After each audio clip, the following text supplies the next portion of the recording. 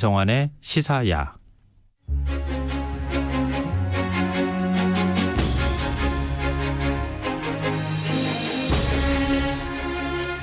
우리나라 문화재 가운데 해외에서 가장 많이 전시된 유물이 뭔지 혹시 아십니까? 금관, 금동 방가사유상 아닐까 생각하시는 분들이 있으실 것 같은데요. 아쉽게도 정답이 아닙니다. 이 유물은 우리가 잘 몰라서 그렇지 백제 금동 대향로와 함께 백제를 대표하는 이른바 둘째가라면 서러운 유물로 꼽힌다고 하는데요. 이 얘기 흔적의 역사 시간에서 한번 나눠보도록 하겠습니다. 일단 알쏭달쏭한 퀴즈를 먼저 내주신 거나 다름이 없어요. 이규환 선임 기자가 설명을 좀 해주셔야 될 것 같은데요. 이게 지금 어떤 거예요? 아마 지난번에 제가 뭐 해외 전시를 나가서는 안 될 문화들을 다룰 때 잠깐 말씀을 드린 것 같아요. 이게 처음에 이렇게 리드를 했던 것 같은데 우리가 금방 잊어먹죠. 제가 사실 불과 몇 개월 전에 쓴 기사도 뭐 내가 썼는지 뭐가 썼는지 몰라서 이 누가 썼지 더럽게 못 썼네 그런데 보면 뒤에 이기환 기자라고 써 있고 그래가지고 참 실소를 금할 수 없는 이런 상황이 되는데 이게 문화재 역사 이런 것도 사실은 들으면 들을수록 또 잊어먹고 그러는 것도 그래서 그 기회가 닿을 때마다 언급을 해줘야 되고 그래야 또 이제 또 머리에 좀 박히게 되는 거죠. 제가 이제 앞쪽에 알쏭달쏭한 퀴즈 얘기하다가 인사하는 걸 빼먹었는데요. 예. 이 거칠게 얘기를 하셔가지고 예. 네, 하여튼 반가운 분입니다. 예. 자, 그러면은 이 지금 둘째가라면 서러울 만한 유물이라고 말씀을 해주셨잖아요. 그렇죠. 이게 어떤 유물일까 궁금해하시는 분들이 많을 것 같거든요. 이름이요. 부여 외리 백제 문양전이라는 문화재인데요. 제가 1960년부터 지난해까지 국립중앙박물관하고 문화재청 자료를 집계를 해보니까 부여 외리 문양전이 보물지금 343호입니다. 그런데 22차례에 걸쳐서 해외에 나갔고 무려 6,408일이나 나갔더라고요. 해외에. 근데 이제 금관은 우리가 뭐 다 알다시피 금관이 8위인데요. 금관총 출토 금관이 뭐 5회 나갔는데 1,895일 나갔고요. 그다음에 금동 방가사유상이 3위인데 뭐 국보지만 거의 7회 나갔고 2,255일을 나갔습니다. 그래서 그런 것들을 제치고 단연 1위를 차지했는데 2위가 도기 인말 기마 인물형 명기입니다. 이것이 8회 나갔는데 2,651을 하고 비교해도 횟수로는 뭐 한 3배 가까이 그다음에 일수로는 2.4배나 많습니다. 그래서 59년간 22차례 나갔으니까 사람으로 치면 정말 뻔질나게 기내식을 먹은 게 아닌가라는 생각이 듭니다. 근데 우리 유물 그 명칭이 너무 어려워요. 이게 부여 외리 문양전 이게 뭐예요? 그러니까 이 짐작은 가죠. 뭐 문양이니까. 그런데 이제 정확한 의미를 이름만 보면 이렇게 알아야 되는데 한 번에 알기가 어려워서 이게 참 문화재 명칭 좀 이제 앞으로 좀 바꿔야 되지 않나 좀 싶어요. 너무 좀 어렵고 풀었으면 좋겠어요. 쉽게. 21세기에 맞게 좀 바꿔야 되는 게 아닌가 싶은데 부여 외리 문양전은 뭐 말로 이렇게 따지면 부여 규한면 외리에서 출토된 무늬가 새겨진 벽돌인데요. 사실 벽돌이라 그러면 또 요즘에 이 대량 생산하는 그런 찍어내는 벽돌 뭐 생각해서 우리 사각형 벽돌. 그래서 이제 뭐 전문 용어로 그냥 전돌이라고 하더라고요. 전돌. 그러니까 뭐 한마디로 얘기하면 무늬가 새겨진 전돌쯤으로 이해하면 좋을 것 같습니다. 근데 우리 벽돌은 이렇게 틀에 넣어가지고 이렇게 찍잖아요. 근데 이것도 그런 식으로 만든 거예요? 우리가 이제 생각하면 그렇게 되는 건데 벽돌이라고 하면 좀 너무 이제 현대적인 의미가 있어서 전이라는 게 사실은 그 벽돌 전자거든요. 그러니까 벽돌이라는 의미가 좀 있어요. 뭐 전돌이라는 의미가 좀 있긴 있지만 그래도 그 이제 예전에 만들었던 그런 이제 굽는 벽돌이라고 찍어내는 벽돌이라고 생각을 해서 이제 전돌이라는 이름으로 우리가 친다 그럽니다. 근데 우리 보통 생각하기에 그렇게 어떤 틀에 넣어놓고 그걸 찍어낼 정도면은 굉장히 흔했던 거 아니냐 당대에는. 근데 이게 어떻게 문화재로 지정이 될까? 그래서 저도 이제 지난번에 앞으로 절대 해외 전시에 나가서는 안 될 문화재 거론하면서 이 문화재에 대해서는 사실 언급을 안 했습니다. 왜냐하면 이 전돌 무늬 전돌이 중요하긴 하지만 그 1위로 꼽힐 만큼 그렇게 뭐 백제 예술을 대표할 만한 유물이냐 그건 아니다라고 생각을 하고 그 1993년에 발견된 백제 금동 대향로가 이제 백제 예술의 정수니까 이제 뭐 백제 유물의 에이스가 좀 바뀌어야 되겠다라는 생각을 했죠. 그런데 좀 미심쩍으로 사실 공부를 해보니까 그렇지 않다는 걸 알 수 있었습니다. 그래서 이 무늬 전돌이 이 백제 금동 대향로에 버금가는 그런 그 백제 예술의 대표 선수구나. 라고 우리가 이제 하는 거를 느꼈죠. 요즘 뭐 명품도 그렇지만 장인이 한 땀 한 땀 만들어야 네. 그래 가치가 올라가는 거잖아요. 네, 그렇습니다. 근데 이렇게 찍어낸 네. 이 벽돌이라고 표현하면 또 안 된다고 말씀하셨으니까 전돌이라고 해야 되나요? 이런 게 어떻게 백제예술을 상징하는 이 투톱에 꼽힐 수가 있어요? 찍어냈다는 표현이 약간 좀 이렇게 우리가 너무 대중적이고 이렇게 대량 생산적이라는 하는 건데 네. 무늬를 새겼다고 하기 때문에 그렇게 뭐 일방적으로 막 찍어냈다고 볼 수가 있고 그래서 우리 같은 경우가 이제 저도 마찬가지인데요. 이참말로 이 무늬 벽돌을 전돌을 좀 너무 띄엄띄엄한 게 아닌가 생각이 들죠. 그래서 이 방송을 들으시면서 백제 문양전 뭐 이런 검색어로 검색을 해서 그림을 보시고 네. 들으시면 훨씬 이해가 빠르실 것 같아요. 근데 이게 언제쯤 발견된 겁니까? 사실 80년도 넘었는데요. 1937년 3월 9일이라고 나오는데 귀안면 외리에 사는 농부가 나무 뿌리를 캐다가 무늬가 새겨진 사각형의 벽돌과 그다음에 와당을 뭐 엄청나게 많이 발견해서 신고를 했습니다. 그래서 조선 총독부 거의 전문가인 아리미츠라는 사람이 현장에 파견됐는데 그래서 네. 이 발굴해 보니까 무늬 새긴 전돌이 완형만 42점, 뭐 조각까지 포함하면 150여 점이 된다는데 그래서 9m 정도가 이렇게 열려 있더라라는 거고 그 중에 42점 중에 상태가 좋은 8점이 1963년에 보물로 일괄 지정이 됐습니다. 이게 지금 그 일렬로 있었다는 말씀이 바닥에 일렬로 바닥에 깔려 있었어요. 네. 네. 근데 여기에 어떤 무늬가 새겨져 있었어요? 예, 모두 8종류인데요. 뭐 산수 인물, 산수 봉황, 산수 귀형이라 그래서 산수를 배경으로 한 도깨비 무늬가 있다는 거고 그다음에 연대 귀형은 이것도 어려운데 영권무늬 대자 위에 앉아 있는 도깨비 문양 이렇게 돼 있고요. 그다음에 반용은 승천하지 않고 서려 있는 용. 그다음에 이제 봉황은 우리가 다 아는 봉황이고 그다음에 와운무늬라고 하는데 이거는 회오리 구름 그런 의미고요. 연화 이건 연꽃무늬입니다.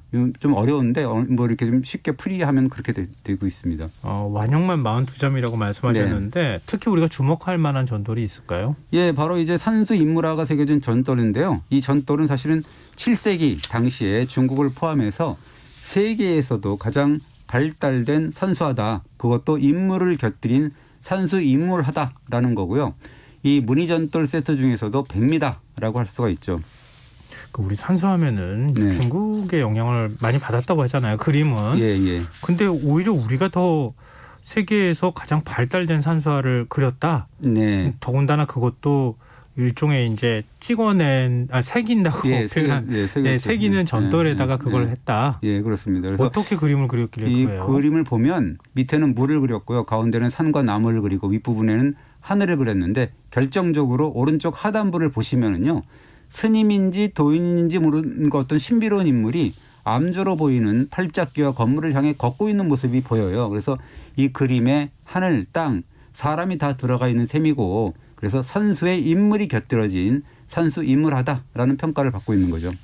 이게 지금까지 우리나라에서 전해지는 가장 앞서는 산수화예요? 이게 원래 그 고구려 벽화에서도 무용청이라고 있지 않습니까? 예. 5세기 중기에 고구려 벽화인데요. 그 벽화를 자세히 보면 얼룩무늬 문양에 뭐 아마 기억하실 거예요. 물결치는 산새의 표현이 나오긴 하는데요. 네네. 근데 그 산은 말을 탄 사냥꾼보다 더 작게 표현되어 있습니다. 그리고 그 산들 이렇게 보면 화면에 뿔이 없이 이렇게 둥둥 떠 있는 느낌이거든요. 그러니까 결정적으로 이 무용청의 벽화의 주제가 사냥이지 이 산수화가 아니다라는 거죠.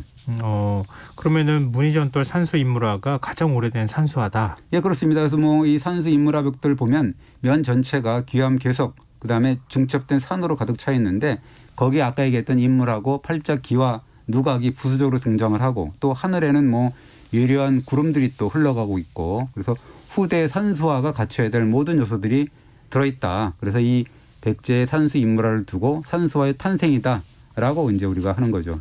중국에는 그런 게 없었어요? 근데 원래 산수화라는 게 그 중국의 육조 시대에 탄생을 했는데 육조 시대라는 것이 서기 3세기 후반부터 중국이 남북조 시대일 때 네. 남쪽 지역 왕조 6개국을 가르치는데 이 산수화가 그때 탄생을 했습니다. 하기는. 근데 그 당시 초기의 산수화가 굉장히 미숙했고요. 그다음에 육조 시대의 작품으로 전하는 것이 거의 없어가지고 그 면모를 우리가 잘 알 수는 없다 그러네요. 그 백제 시대에 만든 산수화가 예. 훨씬 더 미적 가치가 뛰어났다. 그렇습니다. 그래서 저는 잘 모르겠는데 중국에서도 산수화가 발생을 할 때 그러니까 물 숫자, 물을 표현하는 것이 가장 어려운 문제였다 그래요. 우리 이렇게 물을 이렇게 잘 못 그렸나 봐요. 그 당시에는. 그래서 그런데 웨리에서 출토된 무늬전돌 중에서 도깨비 무늬 이런 걸 보면 배경에 물이 등장하는데 아주 부드럽고 자연스럽게 흘러내리는 모습을 표현하고 있다. 그리고 산수 인물 전돌을 보면 흑산과 바위산이 확연하게 구분되고 그다음에 근경과 또 원경이 또 이렇게 조화롭게 뭐 이렇게 만들어져 있습니다. 그리고 여러 가지 요소를 봐도 세계 최고의 당대 산수 인물화라고 해도 과언이 아니다라고 전문가들이 정말 입을 다 모으더라고요. 그래서 결국 이 중국 육조 시대에 탄생한 고대 산수화가 백제에서 화려한 꽃을 피웠다. 뭐 이렇게까지 해석을 하더라고요. 물을 표현하기가 그렇게 어려웠을까요? 우리 그런가 봐요. 지렁이처럼 저는 이렇게 저도 구불구불하면 잘 되는 건가요? 모르겠습니다. 제가 네. 너무 미적 네. 감각이 떨어져서 네. 그러는 건지 그런 모르겠는데 실제로 그걸 구현해내기가 굉장히 어려웠다는 말씀이신데 그런 것 같아요. 네. 근데 지금 전도를 보면 네. 우리 이제 그림은 채색하거나 네. 이런 거 보면 회화 보면은 이렇게 네. 붓터치 같은 게 다 살아있잖아요.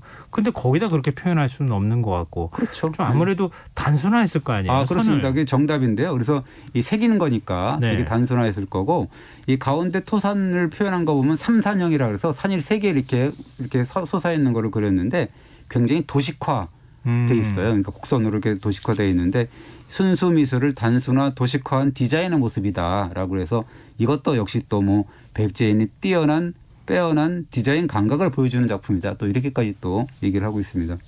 우리 피카소가 그린 데생 같은 거 피카소 그림 보면은 이게 네. 그림이야 뭐야 입체화가 이게 뭐야 이렇게 예. 생각할 텐데 네.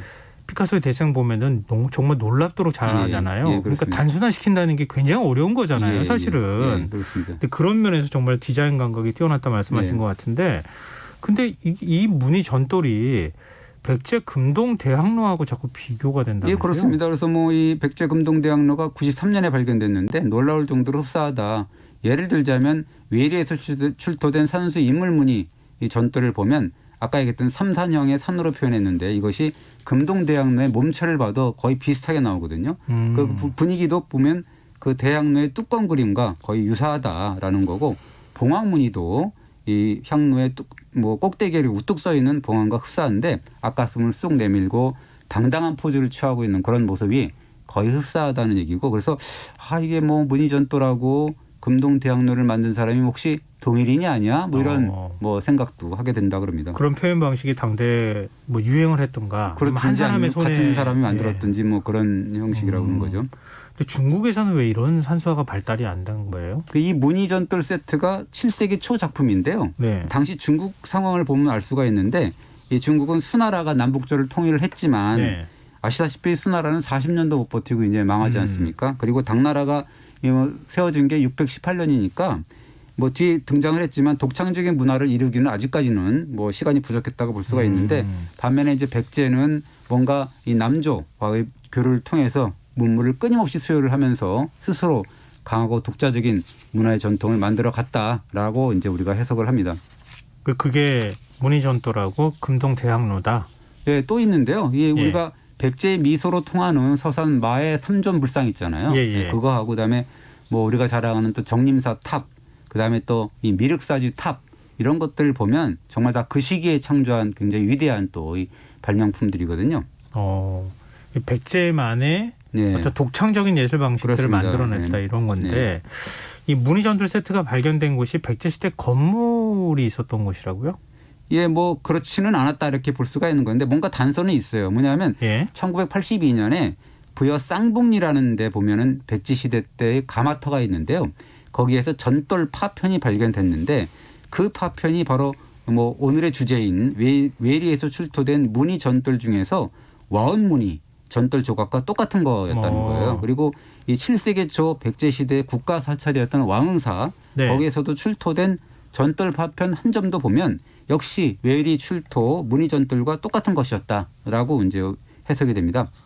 그럼 이거 단서가 나온 거예요? 그러면 이렇게 그렇습니다. 보면? 그게 뭐냐면 이제 백제 시대 가마터에서 이와 같은 무늬 전돌 세트를 생산해서 왕사와 같은 국가 사찰의 인테리어로 쓰였고 또 백제 멸망 후에 어느 순간에 폐허가 된 왕사에서 이와 같은 물건들이 반출되어서 외리의 어떤 건물을 꾸미는데 재활용됐다라고 우리가 이제 살짝 우리가 이제 이렇게 예상할 수가 있는 거죠. 근데 이렇게 예술적으로 뛰어난 작품을 만약에 인테리어로 사용을 했다. 네. 그러면 왕사는 정말 대단한 사찰이었다고 봐야 되나요? 예, 그렇습니다. 왕궁사 지금도 뭐 터만 남아있지만 가보시면 낙하왕과 백마가 맞은편에 있어가지고 다 보이거든요. 이제 이게 왕궁사가 이 557년에 짓기 시작해서 634년에 완성된 국가 사찰인데 삼국사기를 보면 이렇게 나옵니다. 634년 봄에 왕궁사가 완성이 됐는데 채식이 화려하고 장엄했다. 임금이 매번 배를 타고 절에 들어가 향을 피웠다라는 기록이 있는데요. 당시 임금이 무왕입니다. 이게 무왕이 귀에 있을 때마다 배를 타고 찾아와서 향을 올리고 제사를 지낸 절이기 때문에 엄청 잘 꾸며놨겠죠. 아마 당대 백제의 최고 장인이 제작했을 거고 이 장인 중 한 사람이 아마도 금동대학로도 만들었지 않았나라고 우리가 예상할 수가 있는 거죠. 뭐 왕실 사찰 같은 그런 느낌을. 왕실 사찰이죠. 네. 근데 지금 이렇게 새긴 네모난 판 같은 네. 거잖아요. 네. 근데 이런 거를 밟고 다니기에는 좀 그렇지 않습니까? 이렇게 공들여서 만든 건데. 맞습니다. 그래서 너무 화려한 게 아닌가 생각이 들고 이 각 변의 길이가 돌이 29cm 안팎인데 두께가 한 4cm 정도로 좀 얇거든요. 그래서 발로 밟으면 뭔가 깨질 수도 있다라는 생각이 들고 또 밟으면 뭔가 이렇게 무늬가 없어지잖아요. 밟고 그래서 뭐 좀 이상하지 않나 생각이 드는데 각 벽돌의 4개 측면에 보면 홈이 좀 파여 있어요. 그러니까 이웃하는 벽돌과 서로 연결시키는 어떤 고리 고정시키도록 제작됐다라고 볼 수가 있어서 그래서 이것은 건물의 바닥재라기보다는 그냥 건물의 벽에 사용된 장식재가 아니냐라는 견해가 유력하더라고요. 그럼 지금 앞서 이제 시대를 말씀해 주셨잖아요. 네. 백제 최전성기는 아니잖아요. 지금 만든 제작 시기가. 예, 그렇습니다. 원래는 우리 그 풍납토성 말씀해 주시고 왕실터 말씀해 주셨잖아요. 그럼 한성백제 시대에 이런 게 문화가 꼽혀야 될 텐데 지금은 한성백제 시대는 아닌 것 같은데 제작 시기가? 그렇죠. 이 사비백제니까 말기죠. 그러니까 문희전돌 외에도 뭐 금동대학로 그렇고 서산 마의 삼전물도 그렇고 미륵사탑도 그렇고 정림사탑도 마찬가지고 이 백제 예술의 정서라고 하는 작품들이 뭐 6세기 말 7세기 초 멸망 전의 작품들이라는 거죠.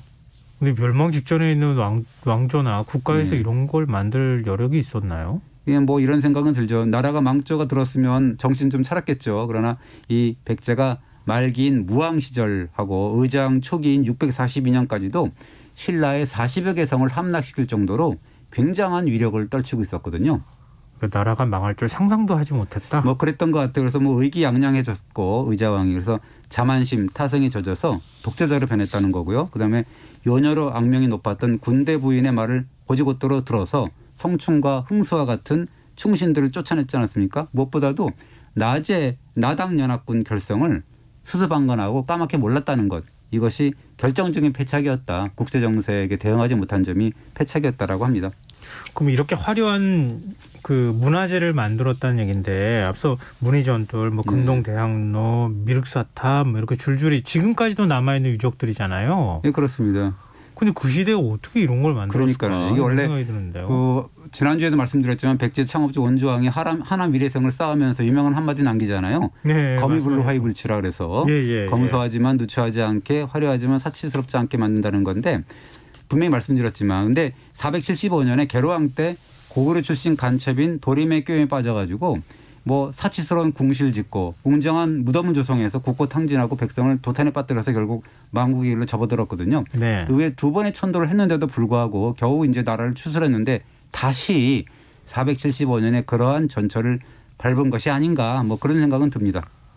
그러니까 향락과 사치 뭐 이런 거에 빠져서 나라가 망하는 줄 모르고 이런 거 만들었다. 근데 이제 진시황릉도 그렇고 만리장성도 그렇고 그렇게 또 백성을 또 괴롭히고 이렇게 또 만들어서 대규모로 만들고 이래야 또 후손들이 또 이렇게 또 보면 세계유산도 되고 그래서 되게 역사의 아이러니 같은 느낌은 좀 듭니다.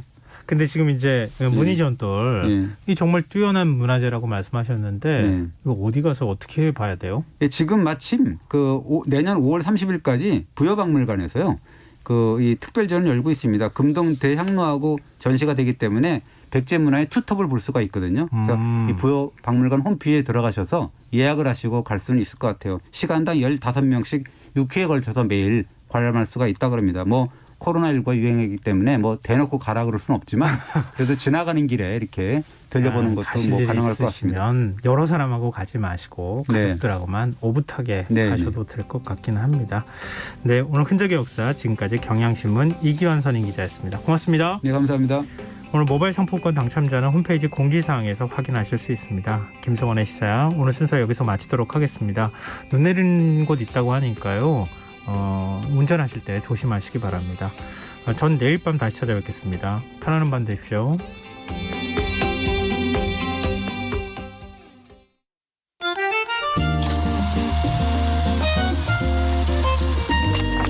백은하의 영화관, 정여울의 도서관.